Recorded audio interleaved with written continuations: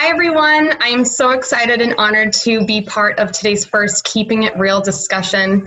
Alliance of Channel Women is beginning a new video series to talk about what is going on in today's world professionally and personally, and especially how it affects our day-to-day lives. Our first topic of discussion could become a little uncomfortable, but we need and want to educate, break down those barriers, and of course, make known what's going on today. Keeping it real. So today, we are talking about diversity and inclusion, experiences of women of color. Now, I am so excited and happy to have three of our influential ladies in our telecom industry joining today. I want to welcome Mayka Rosales-Peterson. Hello, everybody. Sue Beler. Hi. And Raquel Wiley. Hello. Hi, ladies. So excited that we are able to do this panel together. I want to get right into this. There has been a historic movement for the past several years, and for the past several months especially. Yeah. Mayka, I will start with you. How are you feeling about today's social climate? Yeah, it's scary. I am definitely afraid. I am a mom of two young Black boys. And I think that it's hard. You know, I had to have the conversation with my 6-year-old of him being a Black kid in this society. And he didn't even understand. He was like, Mommy, but why do people feel the way they feel about the color of my skin? He just didn't understand. So I think for me and our family is definitely a very tough situation, for sure. Right. Sue, do you have anything to add on how you're feeling? Everything going on? Absolutely. Definitely very cautious.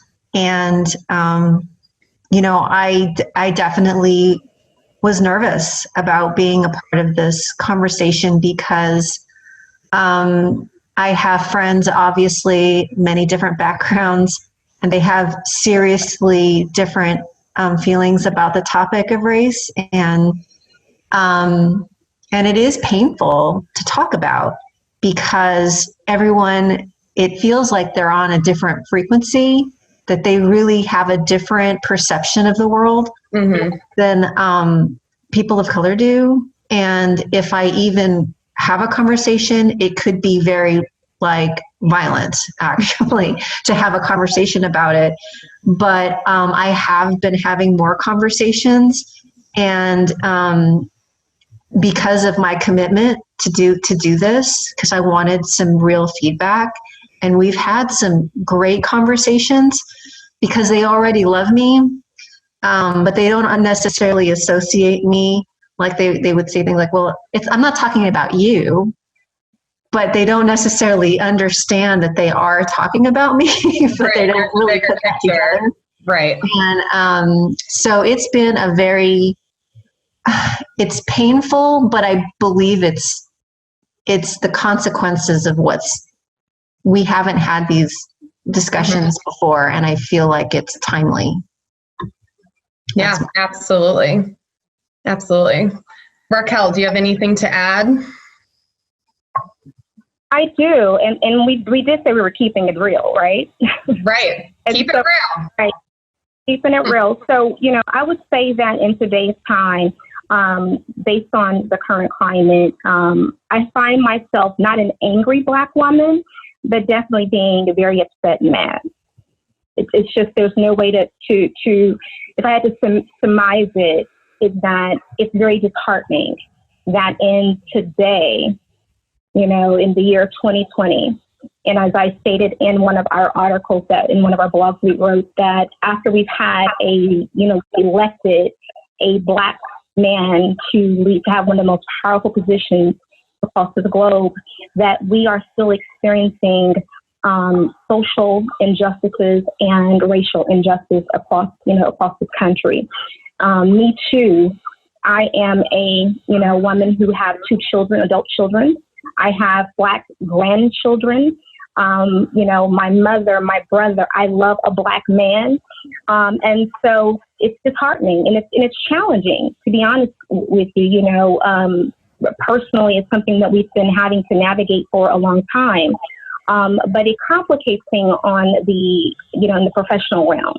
And so while it's painful, it's challenging, it's very upsetting, very disheartening, I will also say that it is an exciting time as well. Mm-hmm. And that it's exhilarating to see that we are starting to have those conversations, as Sue said, that we did not have before. Having been, professional for 28 years, these are not conversations that we would bring into platforms such as this today. And so that's very exciting. To see it taking place and seeing the fact that we're starting to embrace the conversations and knowing that change is needed. Mm-hmm. And that change, we really do feel, I know in my family and in my personal community, that change is happening. And so that's very exciting to be able to be here to witness it and hopefully, like Sue said, be able to be an impact and help drive change. Now, what type of change are you guys seeing from your own company? Are your companies participating in a diversity group for themselves? I know where I currently am at Granite, we have a diversity group that was created.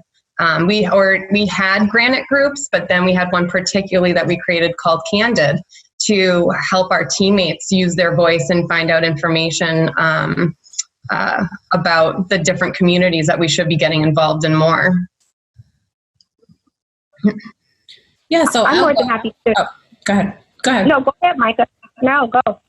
So luckily, I work for an incredible organization. The leaders there care so much about this topic in all levels. I know that we've been in talks to create specific committees for people of color so that we can have our voices heard, and those are still in talks. But I think, it's like Raquel said, it's such an incredibly important time. And I think all companies should be having some type of discussion or, realizing that these types of conversations are needed within the organizations because diversity is something that is needed. It makes the business function. It's something that we need. So luckily, I work for a great organization that is in the process of putting something together. I'll add a little. My company today is a lot smaller, so we don't necessarily have anything in place for diversity training, although I have participated in that in the past and seen success with that. But I have seen the challenges in the industry of, some of the backlash of, companies that are trying to support these social causes. And I have seen the partner community kind of get defensive about it and not embrace it well. And that has been hard for me to hear and to witness and to have those conversations. I've had conversations about it, and I've had to respect the differences that partners have in terms of this topic. Do you think it's because they're not supporting the change, or because we're reacting too late, where because everyone's talking about it, it's being pushed now that now we have to say something instead of it should have always been that way? I think that some of it is it's politicized, and so it's kind of looked at again because of the climate and the division. People are looking at it in a political way and not necessarily as an empathy or an ethical or a humanity issue. They're just looking at it as politics. And I think that it's a real uncomfortable conversation for some people. So I think that plays a big part in why people feel they just don't want to hear it. It's very an uncomfortable conversation. I think even for me as a Black woman, it's uncomfortable. So, yeah, it's definitely,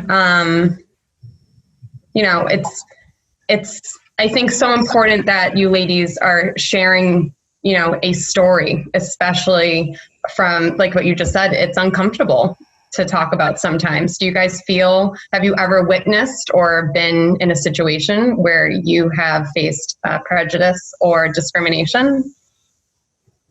Personally, professionally, whatever? I definitely have. You know, I have been fortunate, and I've worked for an organization that they have been amazing about, and I will say that it was not always the case. You know, they, probably used to check a box. A lot of organizations, especially when you get to those that are large, and they do have political influences on the back end of things, right? But, you know, I've seen various organizations have different committees or programs or initiatives, and it literally was a check the box to keep them safe. And then some, you know, it was a check the box item. Mm-hmm. They really believed in the cause and they invested as such. And so I'm happy to say that, you know, my company was probably would be one of those who there wasn't huge investment. There wasn't any conversations taking place. And as of late, you know, due to, you know, new ownership, there was all hands on deck. And I have never been so proud to say that I was a part of a particular organization, because we represent those brands day in and day out, right? And right. So they definitely have been all hands in, and actually are forming some new like D&I committees within internally. We're getting ready to start looking at bringing in some consultants in, because we know that it's not, you know, we don't have the subject matter experts internally, so we're doing that. And why I feel the reason why I started off with that is that my example of racism that plays so hand in hand in a business setting took place many years ago. I was in sales and was on my way to a business meeting, fully, you know, dressed appropriately, you know, in a suit, whole 9 yards. And so me and my white colleague at the time, he was my technical sales professional, and we were on our way to the business meeting, and we're just kind of, you know, talking as we're walking down the street, getting ready to enter this business. And we were in the cash register here in the Bay Area in California. And believe it or not, there were two gentlemen who were both, they were white gay men, and one of them sat on the ground right before me. And you can imagine, and I was a little younger at the time, so I was polished, but not as polished as I am today. But you can imagine, in that moment, I kind of just froze, because I'd never seen that form of hatred and racism in all of my life. I just had never seen. And I was born, by the way, in a small redneck city in Texas, and never experienced that type of racism. And so you can only imagine there were words exchanged. You know, I was told to go back to where I came from. You know, there were some ugly things said, and it took everything within me not to just take it personal and forget that I was literally at work representing in that moment of a global company, and knowing that there would have been a lot of backlash, right? So I had to pull it together, and then proceed to that business meeting as if what had just happened didn't happen. Did your colleague recognize it? Oh, my colleague he was so upset. Because it just so happened that although he was a white male, he had been raised by a black man. So his mother was in an interracial marriage. And so he had grew up in a very multicultural, you know, environment. And so, you know, I'm very thankful that, you know, he was there. But that experience and those type of things are happening today, because my client would not have known that just 15 minutes prior that I went through what I went through. And so emotionally, I had to quickly adjust, compartmentalize what just happened, and go in and, you know, conduct business. And in today's climate, Lauren, that's what's happening. Mm-hmm. When we are seeing Black people, people of color, being outright murdered by the hands of the people, and let me be very clear. There's some amazing police officers, right? When men across this country that serve and protect us, they do it with much pride, and they do it well. So right.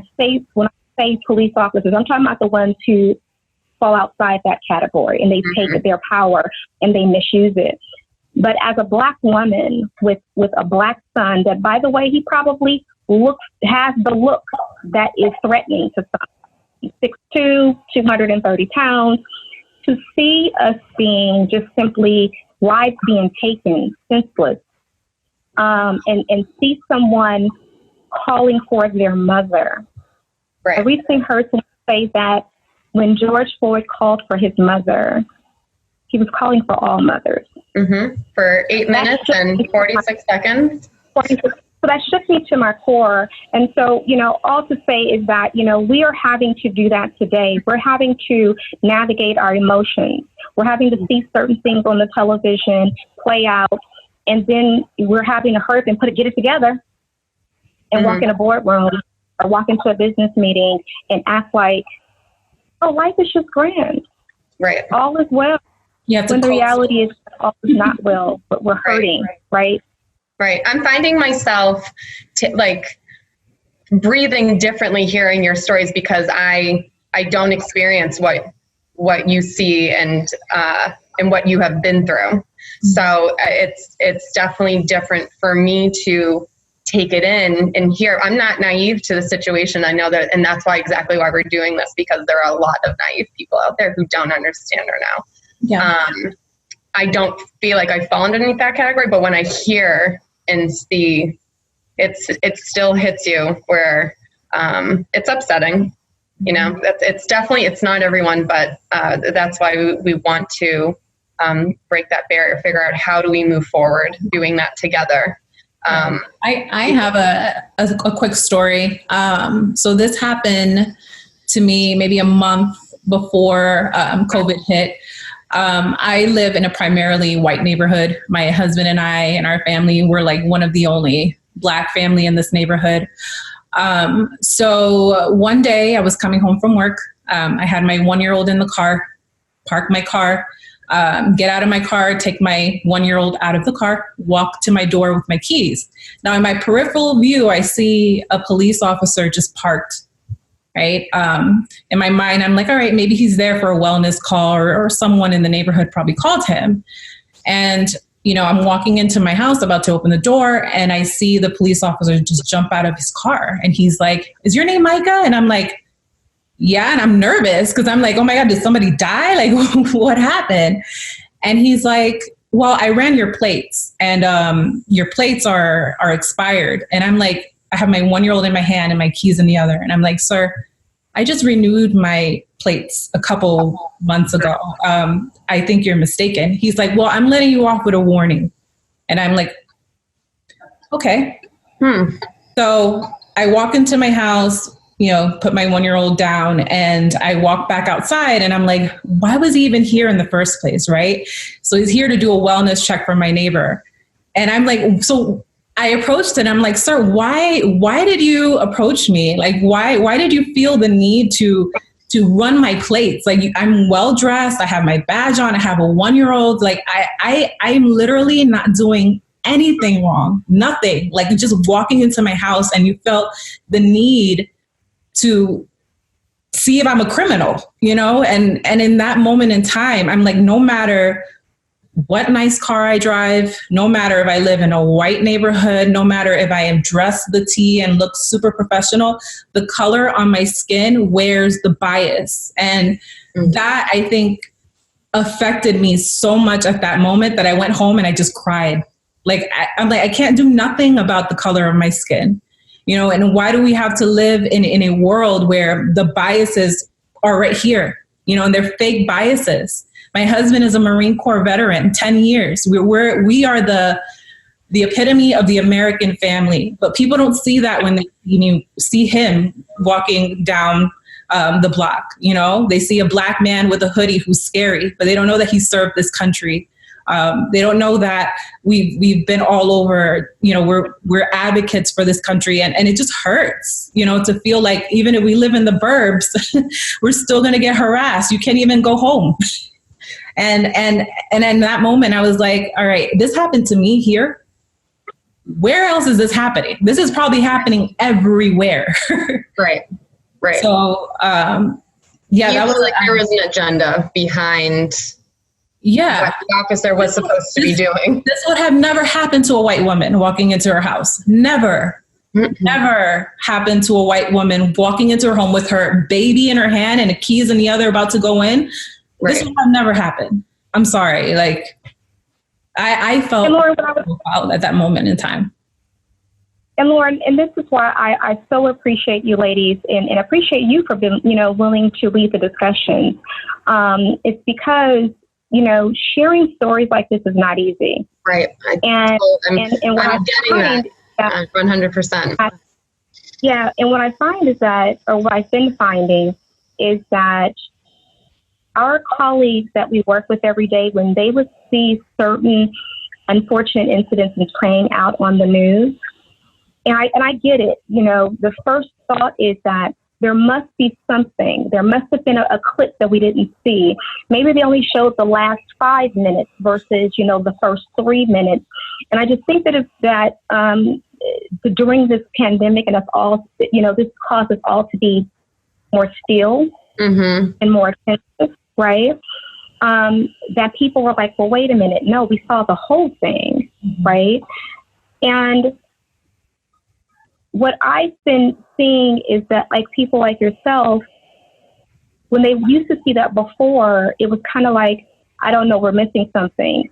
But now what they're able to see is that, oh no, this has been happening. A lot of times it never hits the media. And so hopefully by sharing and some of us willing to be transparent without re-victimizing ourselves by telling those stories, because they're not easy. But hopefully now, when we go to our place of work, when they see those folks on TV, it's saying that those are just not those people on TV. Those are your sisters and brothers that you're working with every day, the people that you like. Those are the Raquels of the world. They're the Maykas. They're the Sues. It's just that, you know, you can't, so it's connecting the dots to say that a lot of these people are everyday people. You know, and yes, maybe some have, you know, had a reason to have an encounter with the police department, but many have not, you know, and so hopefully, you know, having platforms like this and helping drive awareness is to say that when you see me, know that I have just been fortunate. Mayka was just fortunate that day because she could have easily have become a hashtag. Sue could easily become a hashtag. Different because Sue, you know, is not, you know, Black like Mayka and I. But it's like just being able to start humanize, and to Sue's point earlier, it's just start having empathy and knowing that it's just not the people on the TV. This is our lives and when I say every single day, there are countless stories and examples, whether you're just shopping at your Costco and you receive different types of service because of the color of your skin. It's wrong. And so we just need us all to just be more mindful. As Sue said, we're in a place where we're needing each other to be supportive, understanding, empathetic, and again, just know that it's not the people on the TV, and know all of them, you know, nobody deserves the death penalty. Let's just say that. Right. I think, you know, first of all, thank you for sharing those stories. I think when I was talking to Mayka before, and you know, she was sharing that like with me weeks ago, you know, you're my friend. I'm like, that happened to you? You know, a lot of people say that because they don't think that it's going on with other people, but you're my friend. It can't happen to you. Yeah. You know, you're not part of the story, you know what I mean? So it's bigger than that. I mean, I think it's crazy because even the civil rights movement, well, that was in our parents' lifetime, you know, that was in our grandparents' lifetime. Segregation was just then. So I don't understand how people now are so oblivious to thinking that racism is dead when we had segregated schools, segregated way of life in our parents' lifetime. So, yeah, it's definitely something that we struggle with still today. I would like to say something about that as well. I know that because I think of my parents who immigrated here, and I've always been very protective, and they've always been very self-conscious about their English. And so it was always kind of like the mouthpiece of the family, because, you know, they would get treated differently because of their lack of English. They didn't have the words. And then they would get nervous and scared, and then they couldn't understand, you know, what was being said, because I would many times, and still, if my mom would ask a question, you know, I could see her being treated very rudely and aggressively. Like, what are you saying? I don't understand you. And I would have to run in and kind of like rescue her, because I don't want her to be abused by people because they don't have and it's even harder because of the economy and people wanting to put a face to the problem. And she just happens to have an Asian one. And so she's an easy target. I mostly see a lot of this when I am with my family, you know, when there's a group of us. It's not necessarily that we're a threat, but we're definitely a source of irritation and resentment, and definitely looked at as something that they're tolerating, even though at the same, you know, they are American citizens, they serve, you know, my father served, all these things. It doesn't, and it's like that feeling that what can they do to really be treated as a part of the country? Like, what do they have to prove? How many years do they have to live here in order before they don't have to be second guessed? And I know my mom is, you know, I hope she never sees this. She'd be very embarrassed by this conversation, but she is a very proud woman, a very proud American, and but she does definitely, and she has her own feelings, you know, about immigration, you know, and she has her own opinions, and I value them, but I do see and just, you know, my own partner, you know, who's a white man, and he doesn't always understand what I feel. And it wasn't until a family in Carmel, which we live in Monterey, got, you know, an Asian family celebrating a birthday in one of the resorts, got chewed out by a drunk. And it was captured literally earlier this month. Right, I remember that. He was the CEO of the Silicon Valley company. They did let him go, but when I showed that video to my partner, and I said, "That's Lucia. We've eaten there." I go, "How would you feel if someone chewed me out, like in front of you?" He's like, "I would kill them." I go, "But you know, it's different for you, you know." Right. And I looked at that family and I saw my family. I go, "That's my family sitting there trying to celebrate their mother's birthday." And it made me so sad. And that's the feeling of just that desensitization of like human beings. Like, that's what I saw, you know, in those videos, as I see, like, they're not even thought of as people. They're just treated like meat. Like, they don't count. They're not human. And that's what I struggle with, that people just want to say, "Oh, those people, you know, they're just complaining. They're just whining. You know, they're just victims." I go, "Well, yeah, they are victims, but there is real suffering behind it." And so that just happened recently. And I think it helped my partner to go, "No, that would freak me out if that happened to us." No, thank you for that, Sue. You know, with hearing that and what's going on today, do you feel like the statistics with diversity and inclusion is going to change within the next 5 years or even 10 years from now?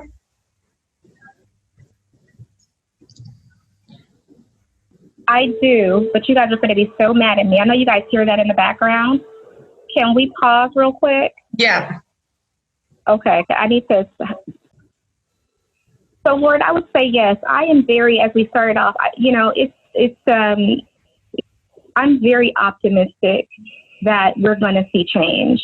And, the challenge will be, or the big question would be, there's been we've made some headway, right now. You've had a lot of companies and organizations come out and take a stance, which is really like, for those of us who are in corporate America, that's huge, to take a stand and say, we're ready to start digging in, and we're ready to start, helping be the change that we want to see and have our employees to experience, right? Being willing to be open and become aware about what really is versus what one may say, oh, what I think it is, right? So I think that we will see change. I think that I'm looking forward to seeing some amazing things come out of this. It's just keeping it going.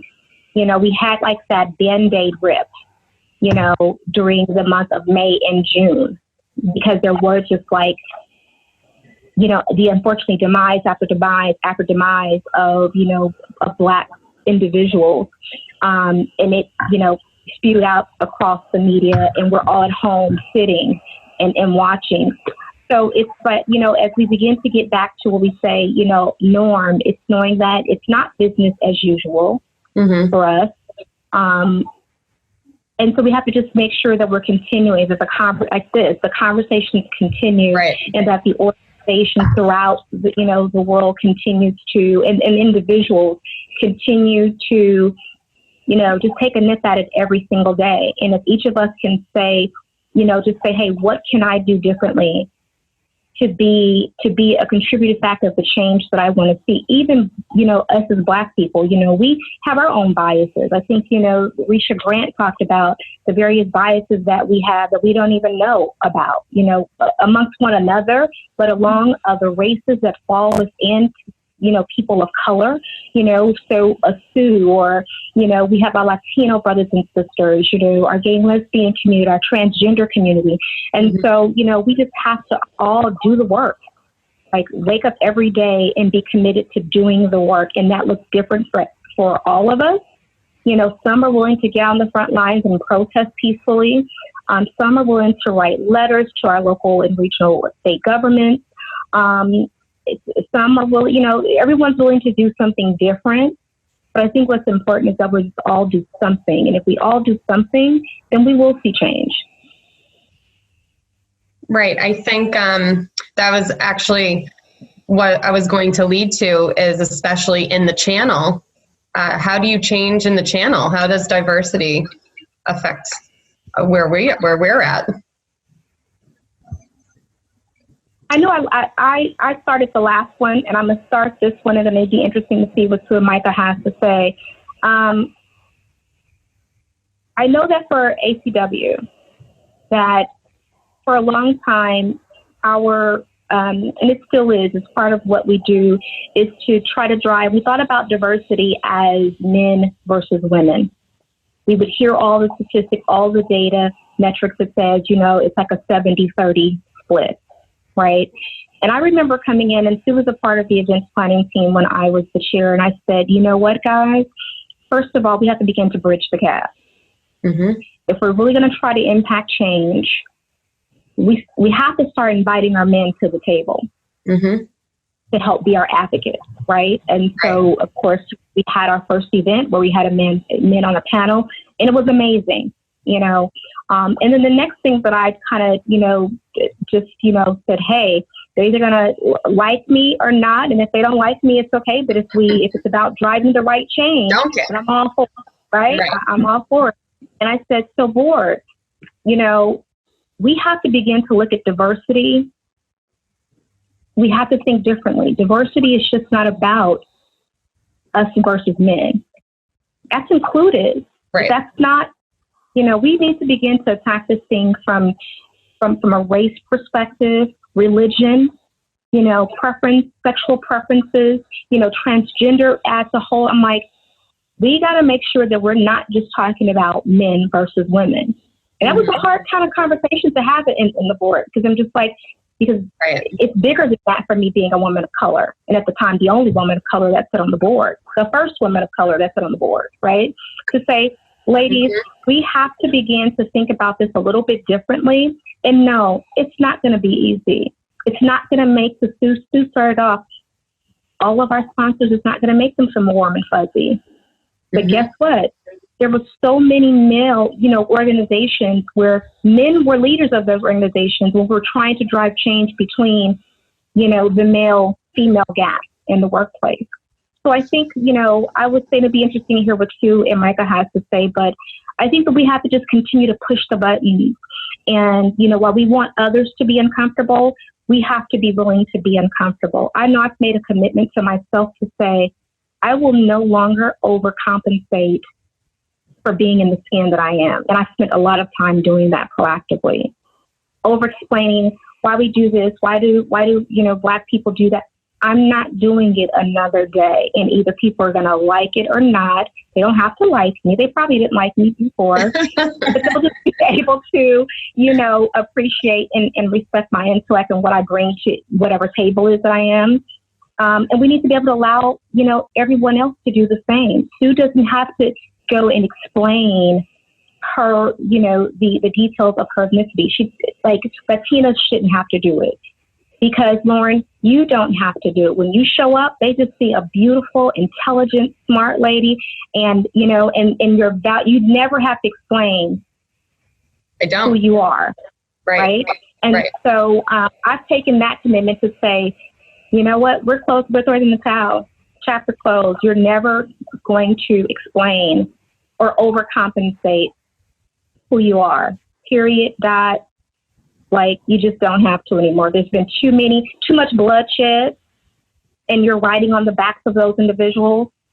So you don't have to. The cost has already been paid. Right. You're a descendant of that, right? They've already paid it. Sue's father paid it when he went and fought for this country. So we don't have to do that anymore. We can show up and rightfully stand and say, channel industry, channel partners, whether you're comfortable with it or not, this is the new norm. You have to deal with us, and we respect you, we love you, we need you, but you need us as well. And we want you to value us the same way that we value you. Right. Raquel, your voice is so powerful. Your message is so powerful. Yeah. So I love to hear Raquel. Very important. I know, right? I definitely feel that your influence, Raquel, on Alliance of Channel Women, and I've always appreciated that. And when I had this opportunity to do some writing or to even just be willing, I knew that I was making a big decision because I am one that wants to kind of be invisible. I don't want to draw attention to myself. And so I really had to do a lot of praying about it, and really thinking about it. And what's interesting, because I do have some great relationships in the channel, because of that willingness to do the work. When people ask me, what are you doing? I have been able to talk about what I'm doing. This is what I'm doing right now. Do you want to hear about it? And then, it's been able to have very powerful, intimate conversations about race and about the situation and what they feel and their feedback. And I've been getting all these different perspectives, but it's been very, very good. And particularly yesterday, I talked to one of my partners who's African American, and I told him, I go, this is what's up. What do you think? And he was like, I'm so scared. He's like, I'm not even ready. He's like, I am not ready to talk. He's like, I can tell you, my parents marched in the civil rights movement. And he's like, and I'm not ready. He's like, I just wanted, I'm a pretty easygoing guy. He served in the military. He's traveled the world. He goes, but he's like, you're brave. I mean, he flat out told me, he's like, hats off to you. He's like, please send me like what you're doing. He's like, I want to know what you're doing. He's You're like, going viral. So your shyness is no longer existing. he's like, I want to be strong like that.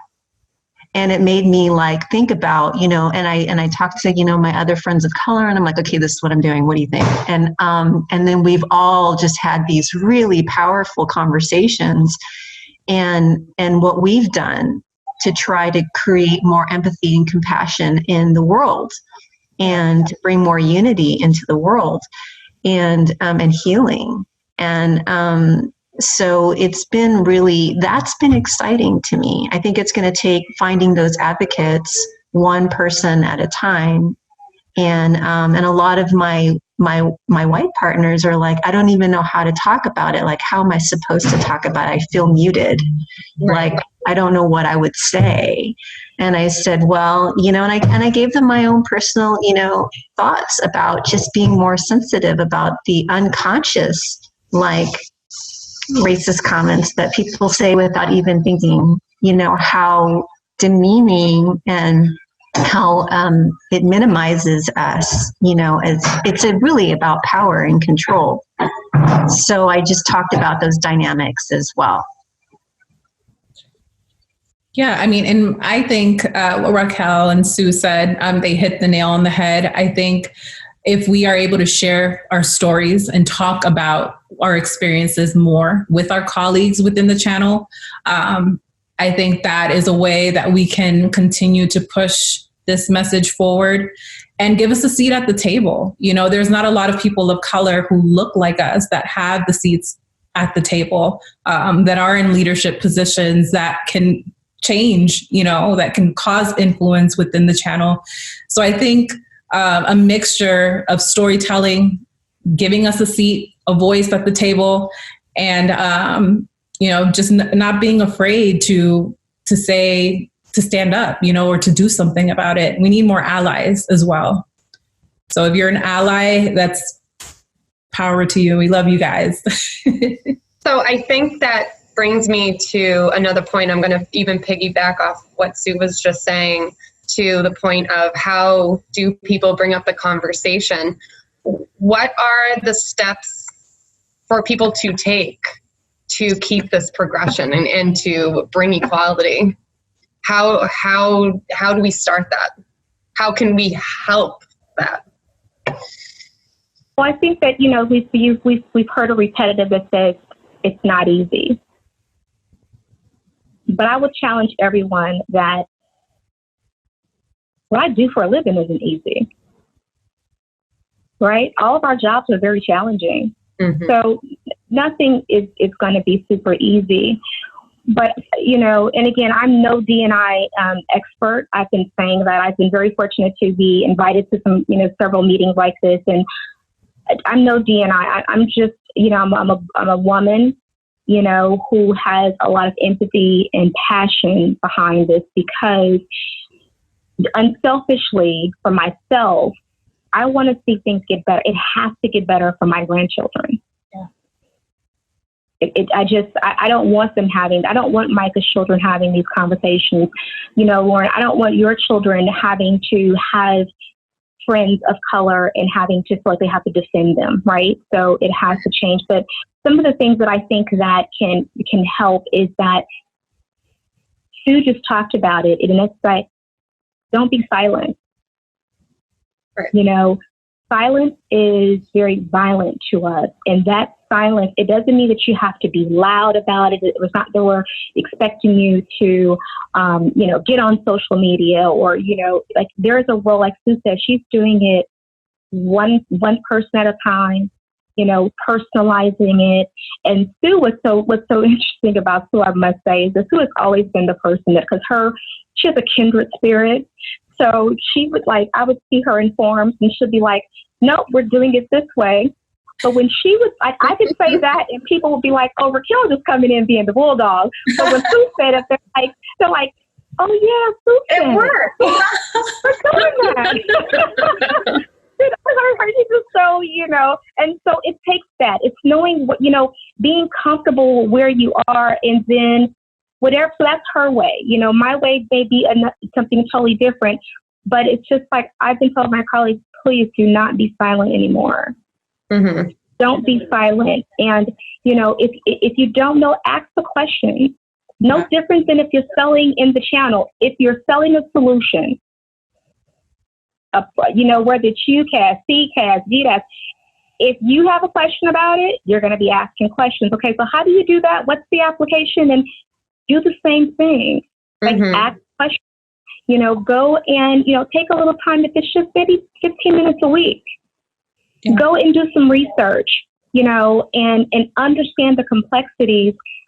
And then I think that if we do that, I get back to one day at a time, waking up saying, what can I do to drive change? But if you just have if you set your mindset to say, I want to be a part of the change. I don't know what it looks like, but I want to be a part of the change. Once you make that decision, we work with there's some smart people within the channel. I mean, we have some gurus, let's just be honest. Yeah. Right. So if we could figure out how to send a man to the moon,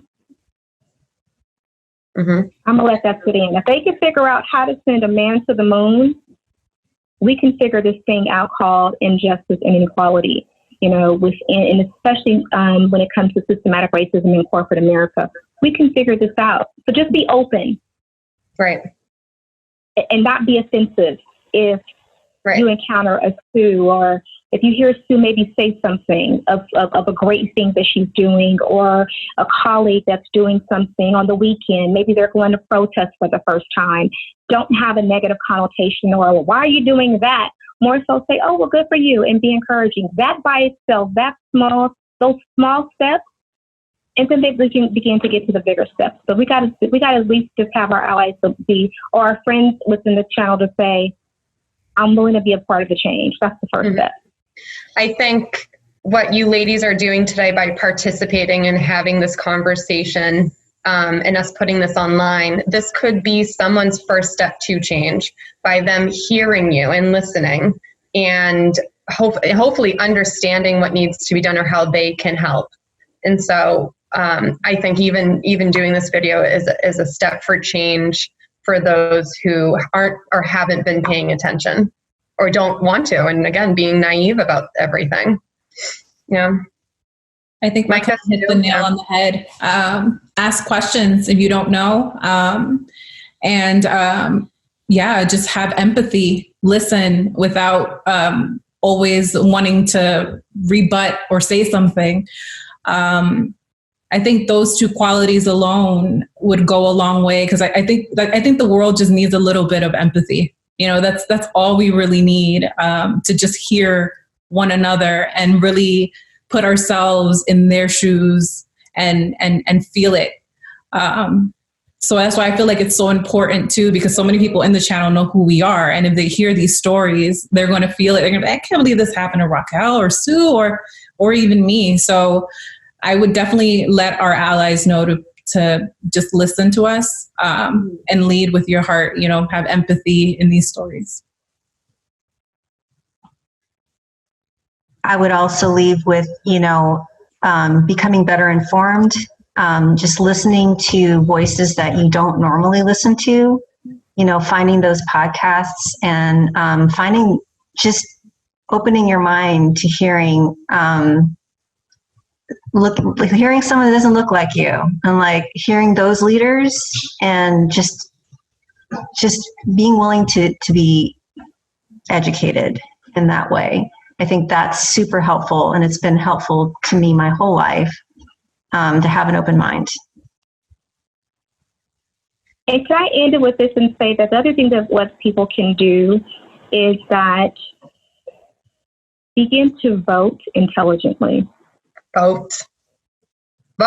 You know, vote. So vote. And that's not a political, you know, because again, I'm on the board and we're very careful about taking any political stance.